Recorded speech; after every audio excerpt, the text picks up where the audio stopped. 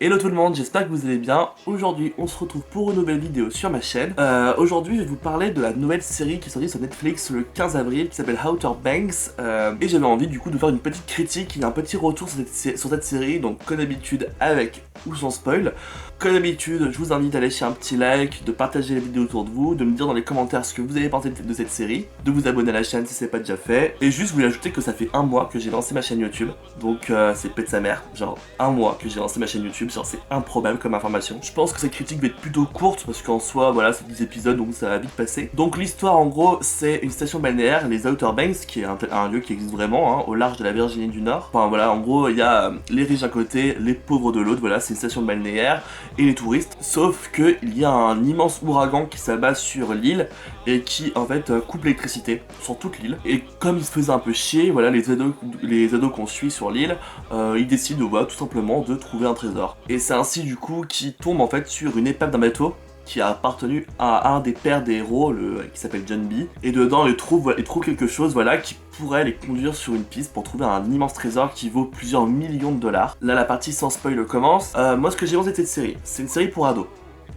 Avec ses problèmes de série pour ados. C'est une série qui est dans les normes, enfin les acteurs et les personnages ont tous des physiques qui rentrent dans les normes. Bien sûr, il y a l'éternel problème des ados qui sont joués par des adultes. C'est-à-dire que l'acteur principal a 27 ans et joue un ado de 16 ans. Ce qui enlève une partie de la crédibilité à la série. Les personnages en soi sont assez clichés. Voilà, donc on a les outcasts, on a les pauvres, eux, voilà, qui vivent dans des baraques en bois. Les petits richoux, voilà, de l'île ont le pull noué sur les épaules, voilà, tel un électeur de droite. Donc bon, il y a aussi le personnage de la jeune riche, mais qui est rebelle et qui traîne avec les outcasts, enfin...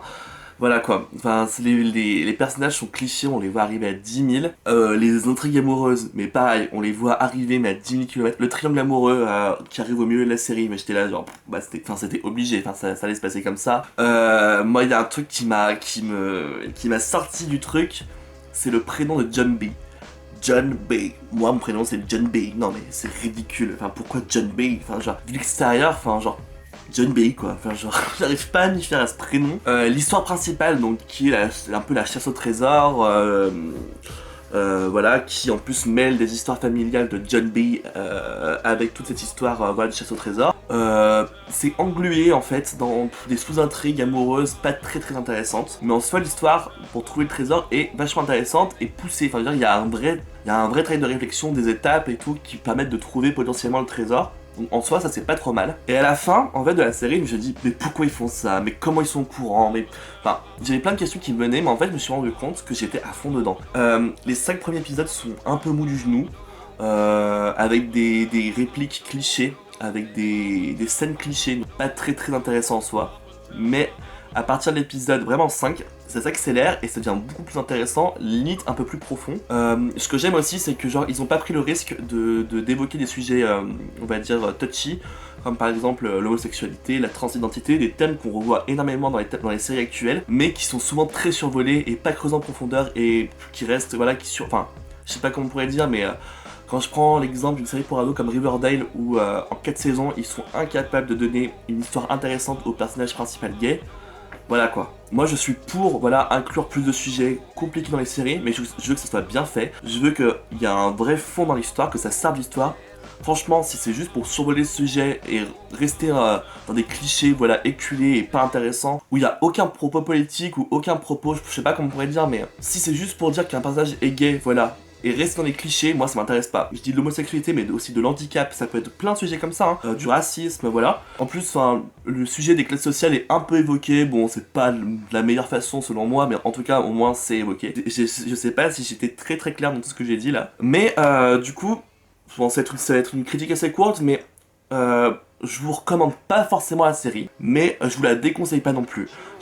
Franchement à la fin j'étais surpris, je me suis pris dedans, j'étais pris dans la série, mais il faut 3-4 épisodes pour rentrer dedans et au début moi franchement j'ai pensé arrêter au 4ème épisode parce que ça m'intéressait pas trop. Voilà, ils ont pris leur temps on va dire, un peu trop à mon goût, mais au moins à la fin j'étais vraiment pris dedans et j'avais vraiment envie de savoir le dénouement de la série. Et oui, et un autre problème, mais ça c'est dans toutes les séries américaines, c'est pourquoi faire toujours des personnages qui ont 16 ans. En plus c'est joué par des acteurs qui ont 27 ans, 28 ans, ça n'a aucun intérêt, c'est débile, enfin...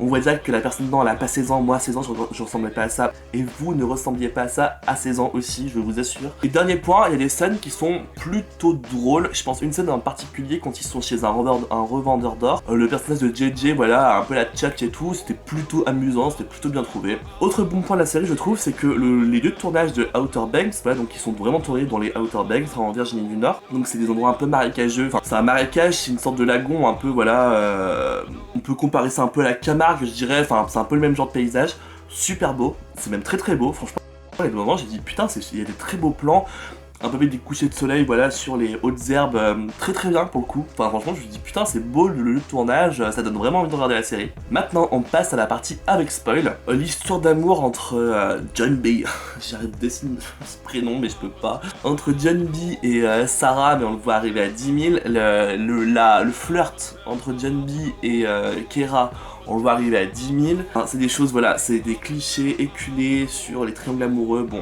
c'est pas grave. Après, il y a 2-3 trucs, ça sort un peu de nulle part, genre par exemple, comment la policière sait qu'il est en possession de la boussole de son père, par exemple. J'étais là genre, non, ça, c'est pas possible qu'elle soit au courant, à part si vraiment un de ses potes l'a trahi et aller voir la policière. Là, ok, mais sinon c'est impossible. La police qui demande de l'aide à des mecs hyper chelous qui ressemblent à des mafieux, enfin genre, et enfin ça ressemble à des mafieux italiens, enfin genre méfiez-vous 2 secondes, non, je sais pas.